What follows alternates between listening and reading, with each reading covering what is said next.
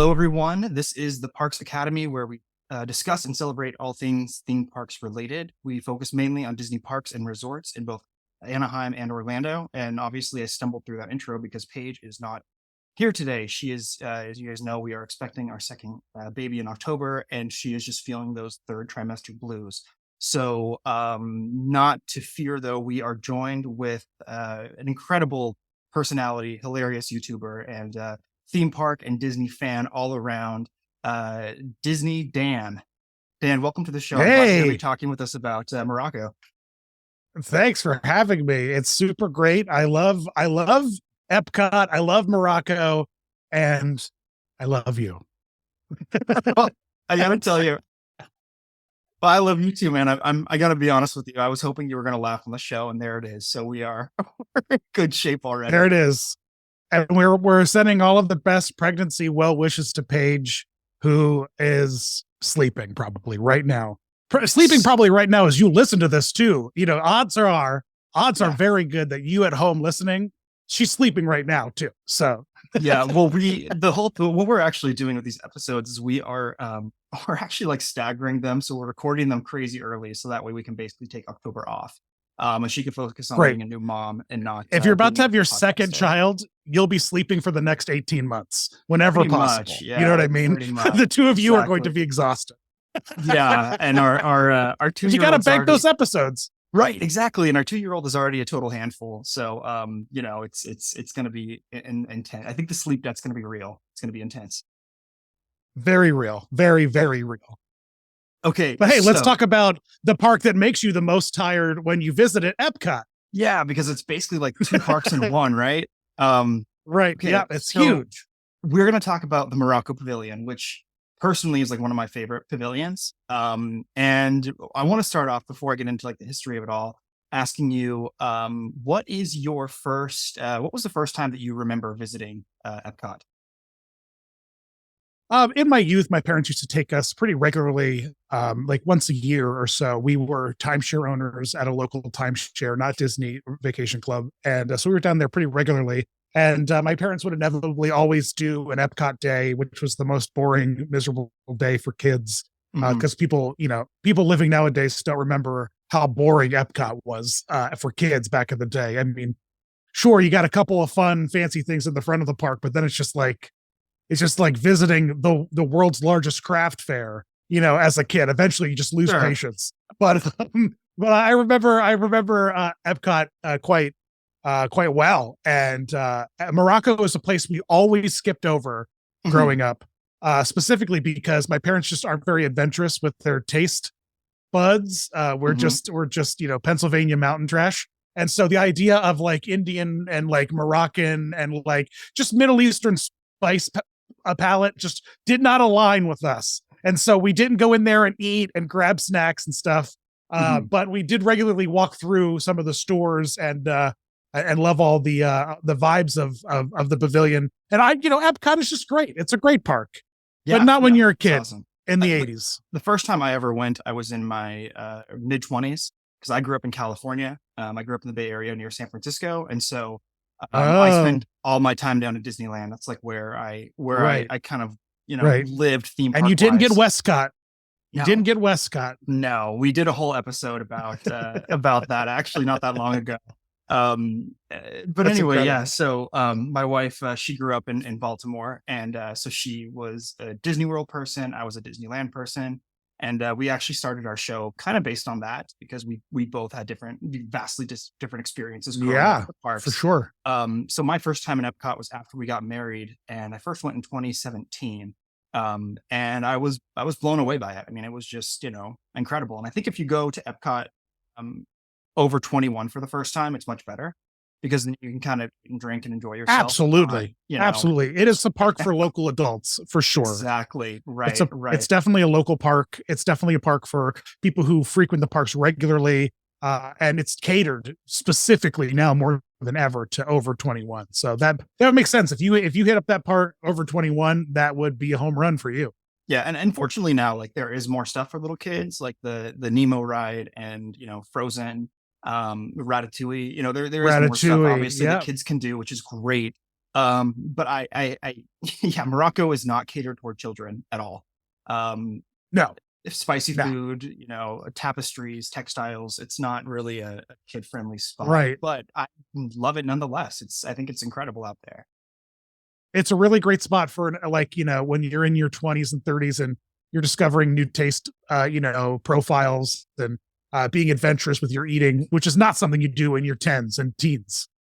Well, so I have to say, I actually grew up eating a lot of Indian food. I had Oh, family who cooked it a nice. lot. My parents were really into Great. curries and stuff, so that was kind of always Great. part of my upbringing. You But you are the exception. You are the yes, exception. exactly. Okay, so the Morocco Pavilion was actually not originally a part of the 9 pavilions that opened up. It actually opened up in September 7th, 84.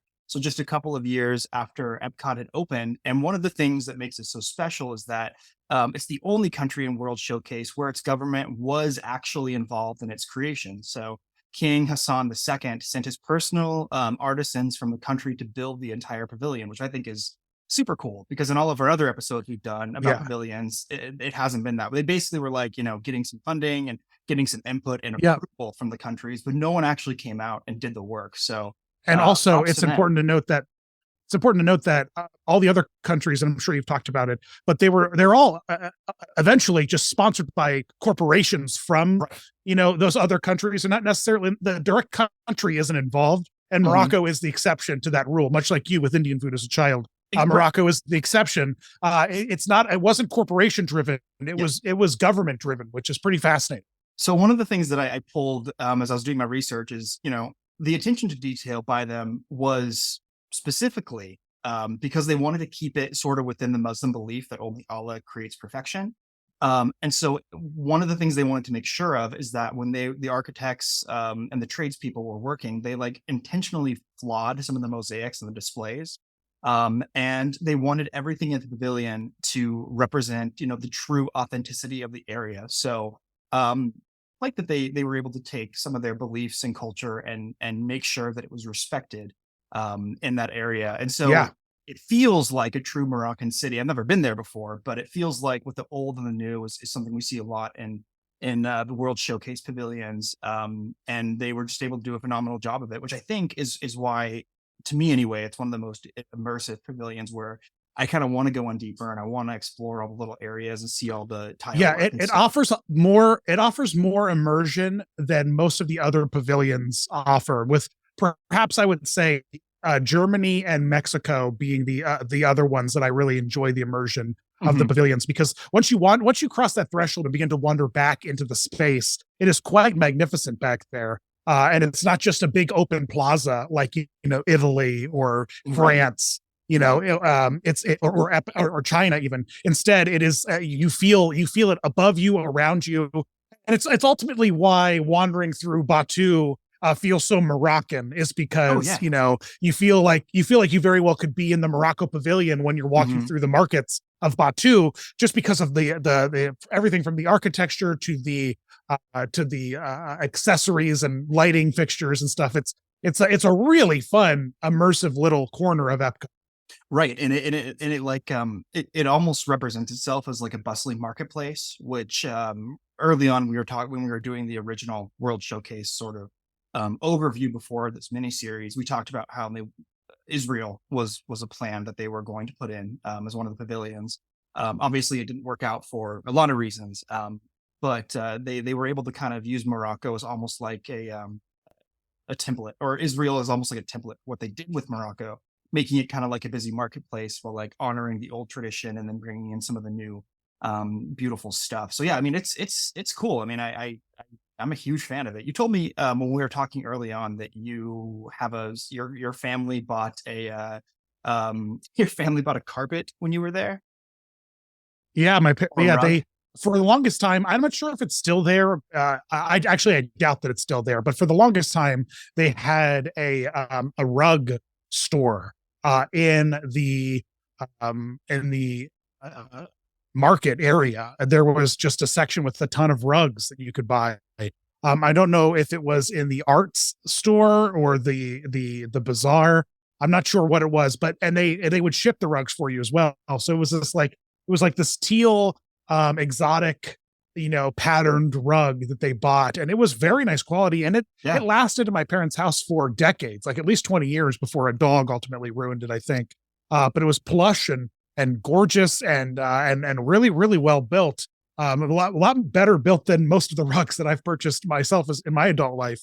Oh, So sure. I'm sure it was some kind of Moroccan import of some kind. It was And the Lord, it was the Casablanca carpets, I think, is the one. Unless it's a oh yeah, different, there unless you it's a go. different store, but that's what they have there, and it has Moroccan made Yeah, rugs, lanterns, and sconces.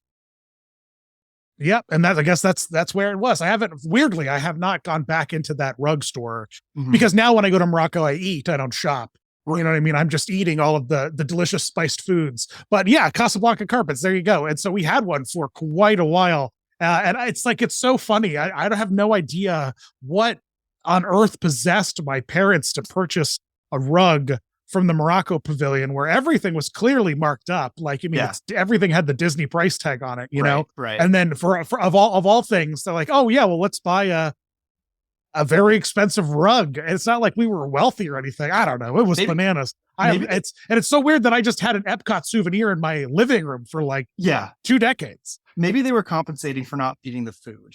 I think that could be, Perhaps. that could Perhaps. be Yeah, part of it perhaps. for sure.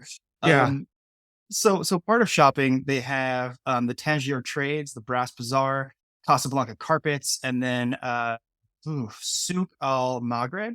I guess I'm very very bad at pronouncing some of these things. But basically, they have like jewelry. You can find brass, silver plates, mirrors, the carpets, rugs, sconces, lanterns, and then the last one I mentioned has belly dancing how tos, couscous and cooking utensils, fez hats, and rose water. So there's like a real kind of conglomerate and mix of different sort of things that you can buy there, which I think is, I think it's great. There's a lot. I don't think I've ever really bought anything from there personally. I typically don't buy a lot of souvenirs when I'm out shopping and Disney parks, but I do like that it feels so vastly different than what a lot of the other pavilions have to offer. Just because in a lot of ways I feel like Middle Eastern culture is not something that the West has really adopted as much. Like in Japan, there's so much Japanese influence in our media and art out in the States, and then even with China, there's a lot of stuff that you can kind of look back to. Almost every major city has like a Chinatown or something. But the Middle East influence, I think personally, is really cool, and that's part of what makes the shop so fascinating to me too. There's just so many interesting things to look at. Yeah. And I guess perhaps because we haven't gentrified that cultural experience in the ways that America has gentrified and adopted and co-opted so much of other cultures that maybe Morocco is a prime example of why my parents just skipped over it because we Yeah. were exposed to everything from French to Chinese to you know um Canadian, all of it, Japanese, that those things were much more accessible to my parents growing up, Mhm. and so we didn't really frequent or linger in the Morocco area. But now I feel like that's actually kind of flipping its on its head a Yeah. bit, and I feel like Middle Eastern culture and North African culture is very much present in our pop culture these days, like significantly, and I love that. I'm happy for that. Oh yeah, for sure. Definitely. And then like as far as the restaurants are concerned, they actually have two, right? So they have the Spice Road Table, which is like the main Mediterranean restaurant, and then the Tangerine Cafe. They have hummus, salads, chickens, baklava, coffee, mint teas, slushies, beers, carbonated beverages, like the whole thing. And most of the time, it's used as a kind of walk-through spot for Food and Wine Festival. So right now, as we're speaking, it's Food and Wine Festival, and that's and they usually have some stuff going on there. But I do have to say, I've never eaten in Morocco before. My wife did eat there, and I think she got some kind of a chicken when during Food and Wine Festival last year. And I was so full that I was just kind of over it at the point in time. But I'm sure the Spice Road Table is delicious. I love the way it looks, and everything on their menu looks pretty much like something I would So They have gluten-free calamari there. oh yeah, just what the doctor ordered, right? Yeah. Well, I mean, if you got a celiac in your family, there you go. Gluten-free. There's a gluten-free dish at the Spice Road table.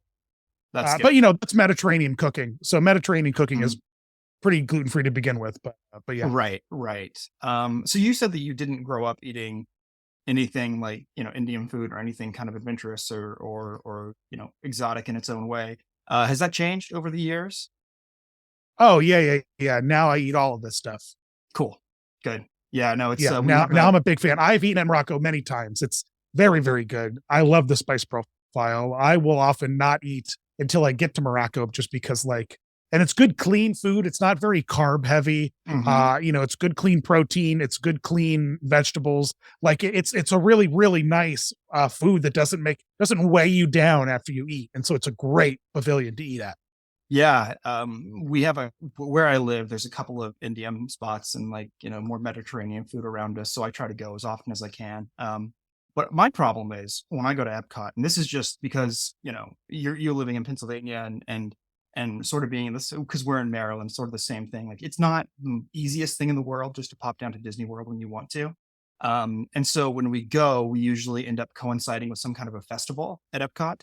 And so we end up just never eating at restaurants because we're too busy jumping from pavilion to pavilion and booth to booth, trying all the little, special edition things they have.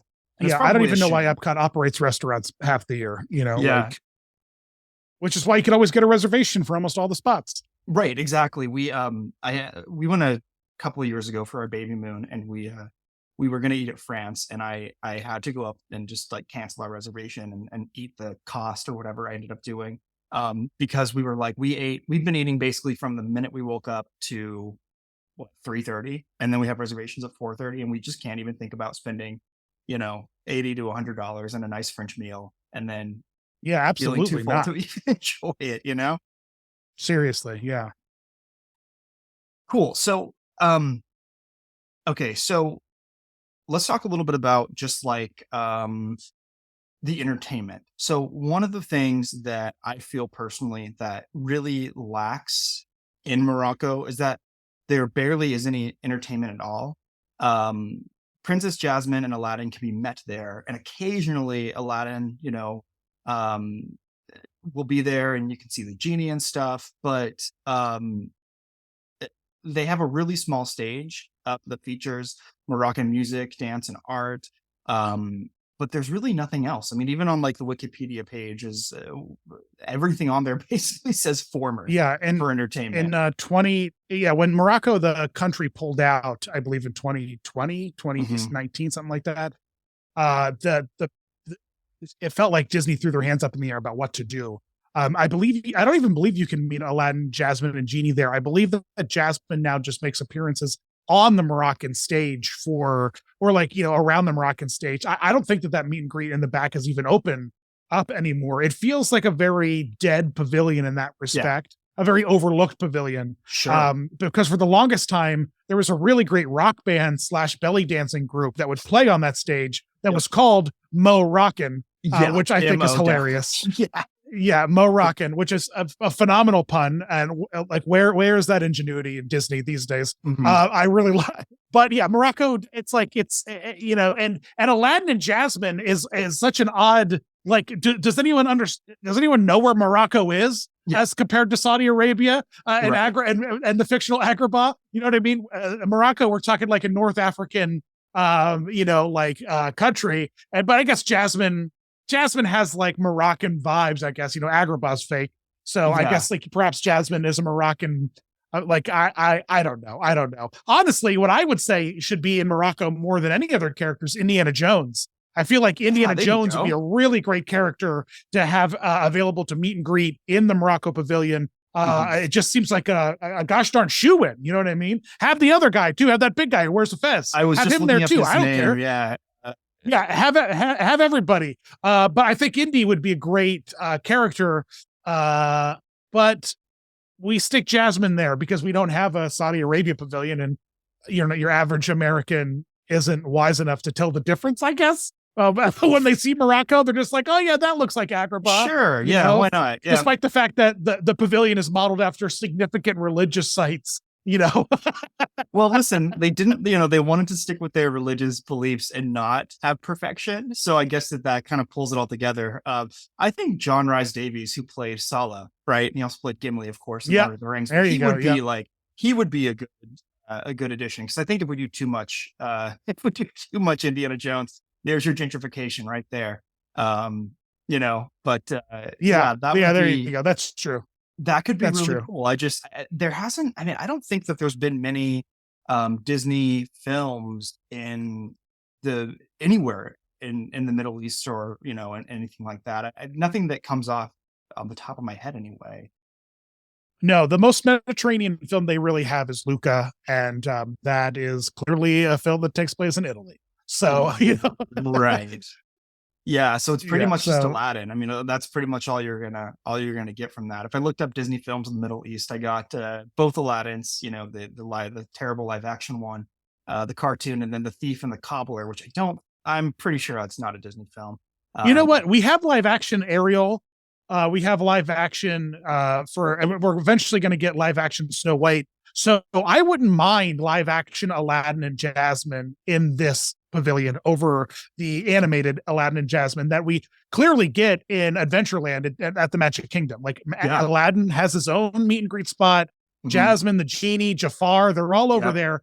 yeah, The Morocco Pavilion would actually be a really lovely place to do the live action versions of the characters yeah. and cast more traditional looking, Middle Eastern performers to play Yeah. the roles instead of just some white kid who looks like he's fresh off the set of Full House. Right. No, that makes total sense. Yeah, I mean, because they just uh, there could be so much more to it, than what's already there. And I'm with you. I feel like if they brought in more of like the traditional kind of casting and stuff like that, it would make a huge difference. But instead, we get basically next to nothing. Right. They had a Moroccan musical dance that only lasted about 4 years. It ended in 2020. And then they had like a seasonal Christmas like event that had customs surrounding the Moroccan celebration of Ramadan and Ashura, but I don't think that's if it's still doing anything. I haven't really heard anything about it. So yeah, besides the food and the visuals, there's It's a just pretty not. sleepy pavilion at the moment. It is. It really Yeah, is. very We did sleepy. we did Germany recently, and when we were talking to our guests on that, like the whole thing just revolved around shopping, and there was really nothing going on there at all besides shopping and caramel corn. And so I mean, they have like the Oktoberfest, pavilion or like area restaurant where you can have the buffet and stuff like that. But yeah, no, it's funny how like feels like some pavilions get a ton of love and then other pavilions just you know they're just kind of there, but there's not a whole lot going into them or any kind of like love being thrown their way beyond just the traditional like food and entertainment and shopping. Now, are you sleeping on perhaps the greatest fact about the Morocco Pavilion? I was saving it. How are you saving If it? we're on the same page, is it that Yeah. Okay. the Tower of Terror was built in order to blend Yes. into it? Yeah. Yeah. How fantastic is that? But then there's an additional layer of information about the design of the Morocco Pavilion that I also love. I'm sure we'll get there. I'm sure it's on your notes. But the Tower of Terror is great. And it's Yeah. so interesting because when you walk into the park, Mhm. it's really only for if you're on the other side of the lagoon, Right. like on the bridge on your way into World Showcase. Because once you're in the park, you can't see diddly squat. Like once you're in the pavilion or you're Right. in World Showcase walking around, it's not visible whatsoever. But the aesthetic of the tower and the pavilion is kind of incredible. It's amazing how And well it blends together. It really is nice. and it's something that I don't think that you would notice unless you know about it. I mean, you really have to be looking because it's so discreet and the back of it, there's no identifying Signage. marks Yeah, on the tower of terror exactly. that Yeah. says, hey, this is the ride. It blends it's in really perfectly with that minaret prayer tower that they have in the area. It just looks like another layer of and if you Google like towns in Morocco, you could see that the depth of those cities has lots of levels with very specific towers of this design. And so it just was a home run. I can't believe how beautifully this like landed. This was like just ingenuity on a level that I can't even begin to comprehend. The thing about it is it's so simple, but it's so effective and just so smart. And it's, I mean, yeah, it's incredible. What was you said you had another fact about it. What was what was that other thing? Cause I may not know about it, actually. Morocco doesn't light up at night during any nighttime firework festivals. And there's a specific reason for that. There's no lighting installed in the pavilion. And if you like illuminations, all those nighttime shows, when you look around, all of the monuments in each of the pavilions lights up, but it doesn't happen in Morocco, and it doesn't happen in Norway. And in Norway, it's chosen intentionally to mirror the fact that it doesn't happen in Morocco, so that everything looks symmetrical as you're standing in the World Showcase looking around. But the reason for that is that all of the buildings of in the Morocco Pavilion all have significant religious value and meaning. And so to adorn them with lights would essentially be demeaning and anti their whole vibe, essentially. These are religious monuments. You don't cover them with disco lights, Yeah, exactly. So there's a certain level of respect. And I think that's kind of amazing that Disney acknowledged and respected the cultural and religious beliefs of the people and didn't have to like do their Disneyfied spin on it. You know what I mean? Yeah. There's no robotic Abe Lincoln equivalent here. Like it's very true to the land, and perhaps that's why it feels so sleepy, I guess, is because, like what would it would be maybe insulting for it to be anything other than respectful to what the actual vibe of the place is. And it's not, not a party. It's not really central over Morocco Pavilion, Yeah, that's one thing that I feel like I never really thought of before. Well, one thing I'm really enjoying about this series we're doing is it is, allowing me to dig deeper into the history of each pavilion and figure out, some of the oh my gosh, what on earth? Some of the I'm pulling a Porky Pig here. Some of the idiosyncrasies. I was going to say intricacies, yes, of the pavilions and kind of like, why they are the way they are. It's so easy to just walk around and look at it, check out the stores, and then move on. But I mean, it's details like that, is absolutely incredible. And again, like I mentioned Israel earlier, one of the reasons why they didn't add it, like I said, was just because of there was concern of perhaps protests. They were concerned of terrorism activity if they put in Israel. They were concerned of issues with Saudi Arabia and Israel, or some conflicts and things like that. But the fact that they were able to take Morocco and still pull in like so much respect for a culture that has so much that almost requires so much respect behind it, I think is a real testament to Disney being able to do a good job of you had mentioned not Disneyfying something, but making space for a true authentic experience of what a country might be like, which frankly is exactly what World Showcase is all about. Yep, absolutely. And speaking of that, are you familiar with Hulk Hogan's Thunder in Paradise? No, I am not. Thunder in Paradise is a Hulk Hogan show that was filmed exclusively in the Florida area to capitalize on Hulk Hogan's pop culture fame. And it was an action adventure show that regularly used EPCOT as a background for the various adventures that Hulk Hogan would go on, a la A-Team style. And one of the episodes is centrally focused in the Morocco Pavilion, and where they dressed it with camels and like everybody, like it's truly incredible. And as you go on this deep dive, literally every pavilion was used in the show. Oh my gosh. So Hulk Hogan's Thunder in Paradise has scenes like, apparently there's a whole scene where they literally just did the Indiana Jones stunt show, just without Indiana Jones, but with Hulk Hogan in the role instead. They like literally the exact same stunt show, but just with Hulk Hogan. Like it's truly incredible. And the Morocco Pavilion was a central location for one of the big episodes. I don't know which episode specifically, but it's pretty magnificent. It was very Knight Rider. It was like a Knight Rider playoff. Like David Hasselhoff was big and popular, so let's take another big popular personality. And I believe he had a talking boat in the show. where David Hasselhoff had a talking car, of course, Knight Rider. Wow. So yeah, you definitely have to, if you're listening to this, check out Thunder in Paradise, because it is a secret Disney World gem that you might have never heard of before. I am looking at this right now, and it is truly something to see. I can see him having a face off with Sting in front of the Grand Floridian, which is crazy. Yeah, they have. It's pretty great. There is also in front of the Grand Floridian, there's like a tug of war. I mean, that's just this. They did a whole like water spy episode in the Seas Pavilion. Like they did an underwater base thing. Like it's crazy. It's really great. So okay, so not to derail too much off of Morocco, fine. But I love stuff like this. It's all good. So for anyone who's wondering, episode 7, Sealed with a Kismet, is the episode where he's in Morocco. There you go.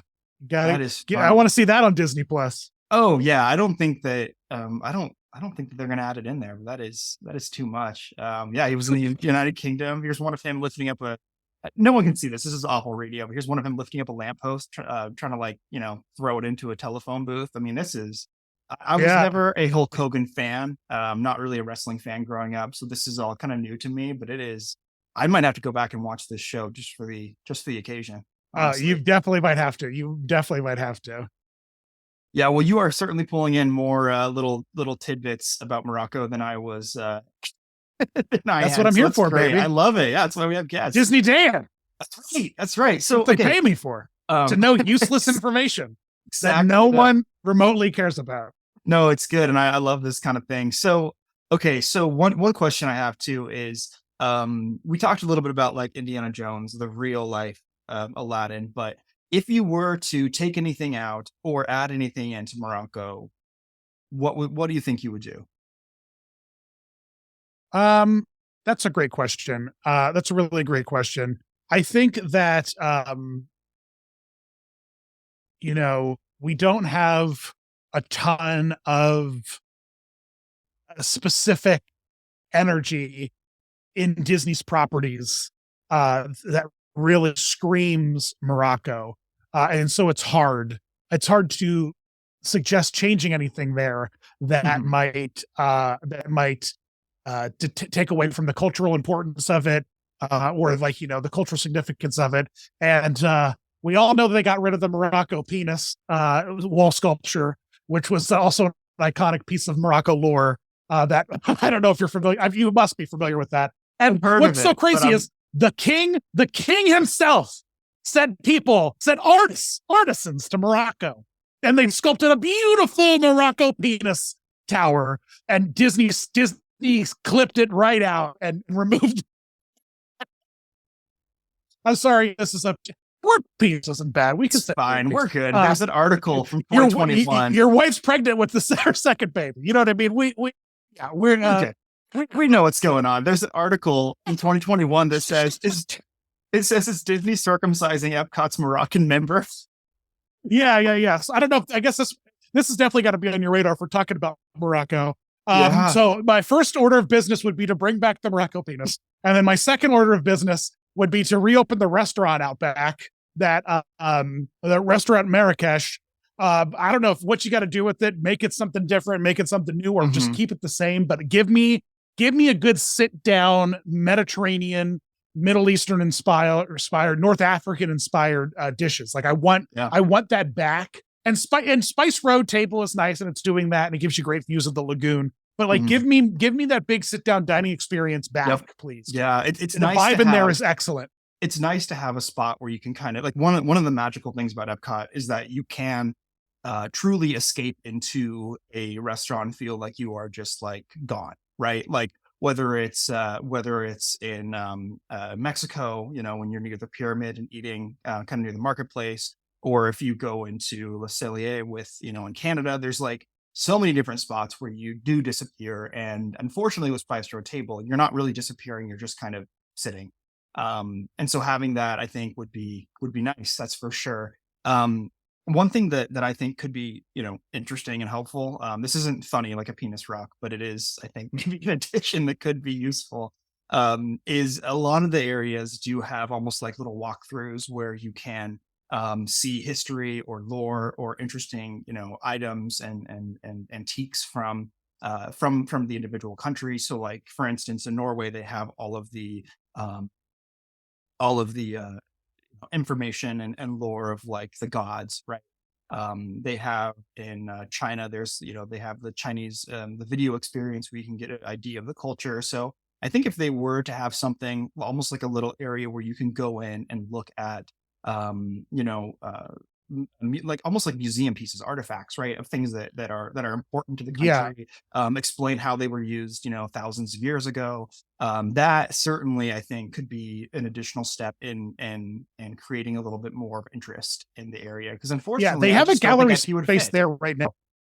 They Oh, do have a okay. gallery space there right now, and it is I think it's all about the Sahara and like racing on the Sahara. I believe it's called Race Against the Sun. And it Yes. has like Mm. some pieces about, dune buggy racing, Sahara trekking, and a little bit of cultural information about what it's like to be on the border of the Sahara, because Morocco literally is right up on the border of the Right. Sahara. Right. To your point though, there isn't a lot of that like religious and cultural kind of like historical stuff here.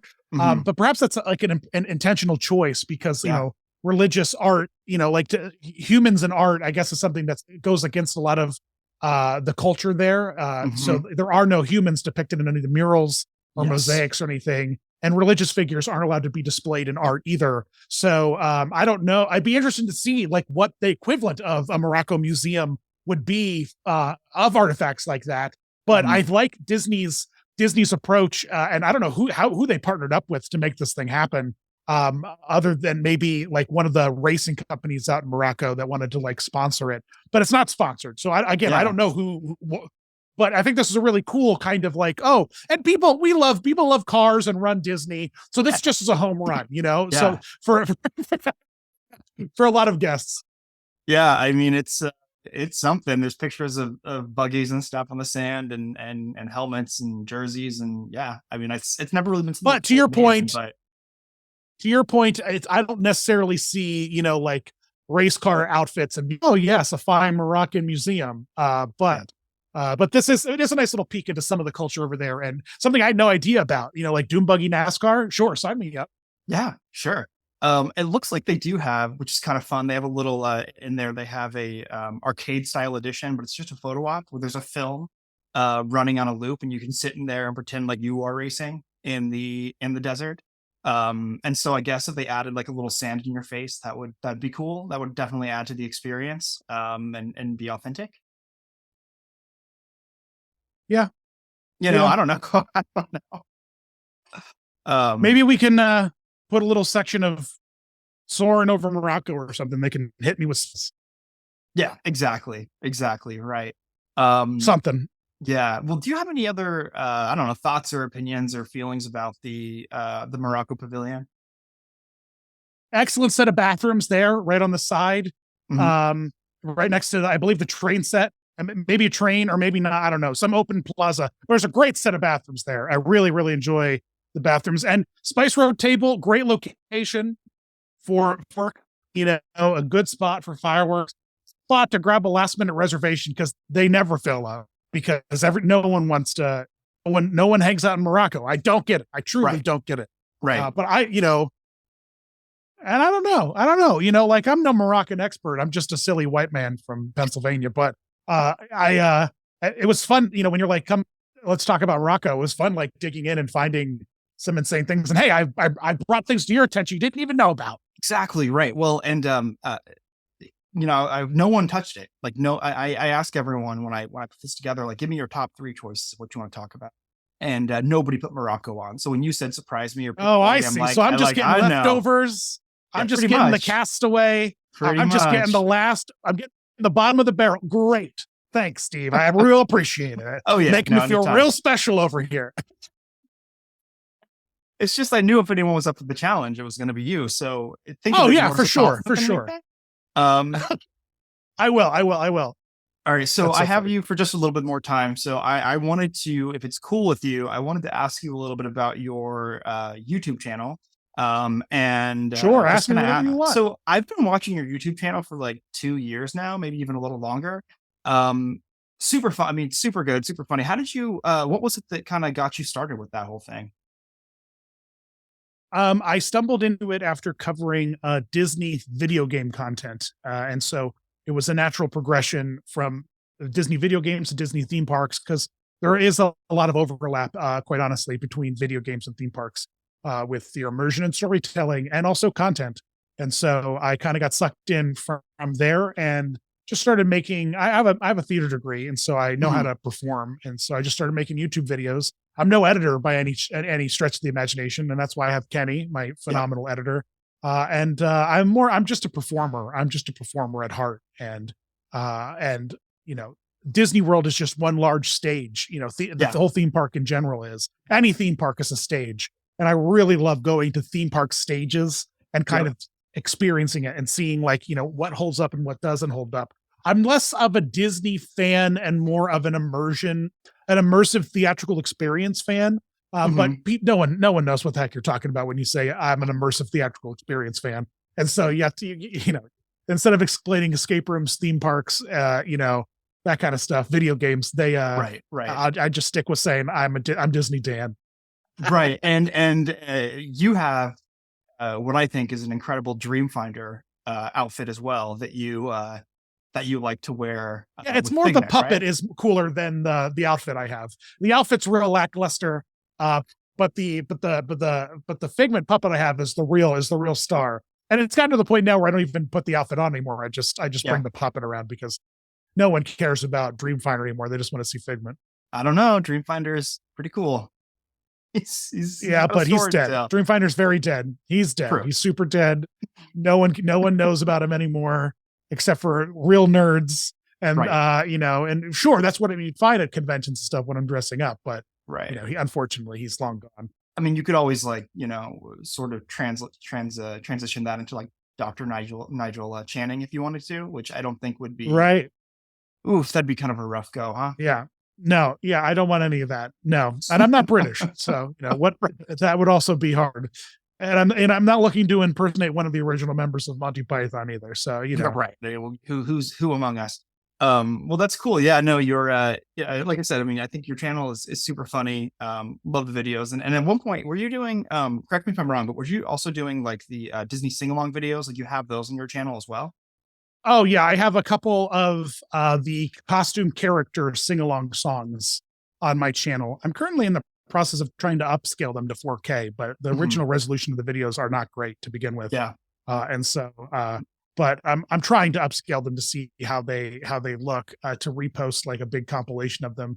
But I love those sing along songs that take place in the park, Oh and I yeah. actually attribute them and their costume character kind of like videos to being a real reason why they're cemented in my mind as one of my favorite things about the parks. Meeting characters. It was a natural fit. And if it entertains endless toddlers, I'm so glad. It makes me happy because it's a great, those sing along songs are truly fantastic. Yeah. No, we used to have them on VHS as kids. My mom would put them on for us a lot. We'd wear those tapes down. And I actually Oh did my show my gosh, daughter yeah, yeah, yeah. some of the videos on there. She likes them. She's a huge Disney fan, even though she's like 2. We've taken her to Perfect. Disney World. She Yeah, loves it, and she loves the characters and all that. So, yeah, it's the that's perfect really age to be cool. a Disney fan. I agree. A lot of two people years say old. like, don't take your kids to Disney, and we took her at 10 months old, and it was fine. Like it was more than fine. Um, Yeah, I think that they were talking to non Disney adults when they say that. right, exactly. Like take your kids to Disney at a young age for yourself, and not really for the kids. So you can have the Right. photos and the memories and whatnot. You got it. Um, Yeah, yeah, yeah.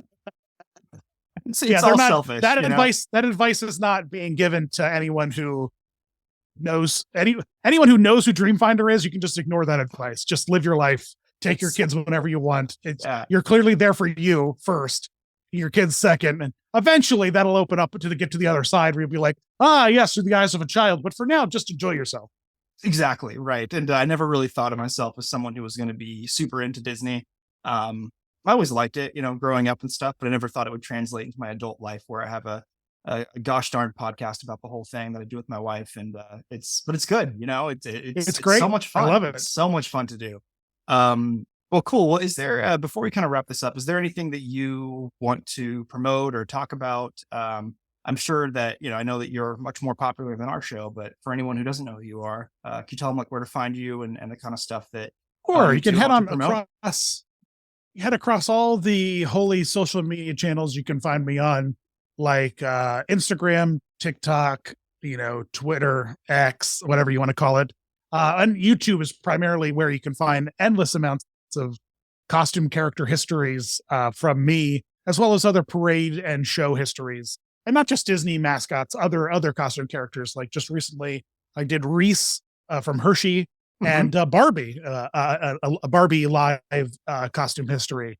So lots of fun theme park immersive costume history videos from me, Disney Dan. So just you type Disney Dan into Google, you're gonna find me. I just finished watching the Reese's video, and it is that first one with the two heads and the legs sticking out the middle is It's just great. it's tough as could be. I It's mean, magnificent. that is bad news. It's so Um, good. It's so beautiful. I love that one so much. and then it was funny too because I also watched your University of Oregon one with the Donald Duck mascot, and what's Yes, funny is really great story. that original logo of him coming out of the O, like the literally like angry Donald Duck, but just in green. My mom used to have that vintage T-shirt of that, and she would wear it a lot when I was growing up. And so it's funny because we didn't. My family doesn't have any ties to the University of Oregon. I don't know why she had it or how it even came into her possession. It's like we're just Northern California people, and we don't have any family in Oregon. But yeah, that shirt reminded me of my childhood. So it's funny. That's It's that kind incredible. of I stuff is love that. awesome. Yeah.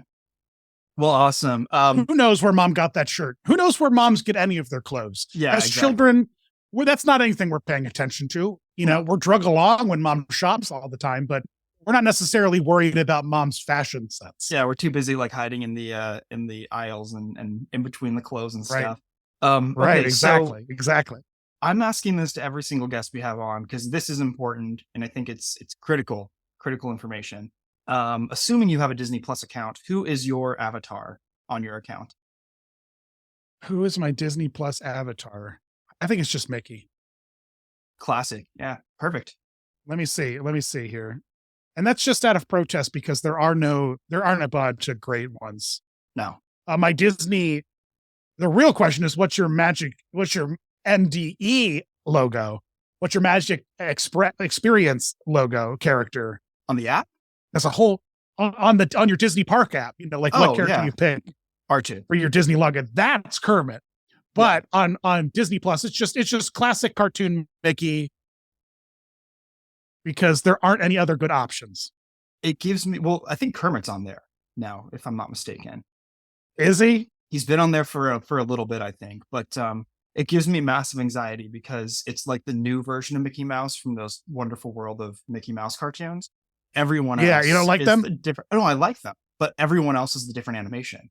So it's not organized at all, Oh, I see. and it's I it's see. not. I see. I see. So unfortunately for me, I have this terrible trait of wanting everything to be uniformed, and that is not uniform, and it makes me very upset. That's fair. Oh yeah, I see Yeah. the Muppets are here Yeah. now. That's good. That's good. That's good. Okay. I'm officially changing it right now to Fozzie Bear. How do you like that? Yeah, Waka Waka. All right. Well, Dan, thank you so much for joining us on this episode. Not a problem, man. Thanks for having me It's been a lot on. of fun. I've really appreciated it, and check him out on YouTube, guys. You won't regret it. It is a laugh a minute. So, all right. Well, thank you so much again. Thanks, man. Have a great day. Thanks for listening, everyone. All right. Well, that's going to do it for us. Again, thank you everyone so much for listening. We really appreciate all of you. And you can find us online at theparksacademypod.com as well as Instagram at the Parks Academy. You can support the show by giving us a kind review and rating on Apple Podcasts or wherever you listen to podcasts. And also, don't forget, we do have a Patreon where we will be releasing and continuing to roll out some extra fun content for you, so you can be part of that as well. Once again, thank you so much to our incredible, wonderful sponsors, Deep Cut and Neo Sabers. You can get 10% off your first order with those two companies using the code TPA10 at checkout. Thanks again, everyone. We will catch you next time.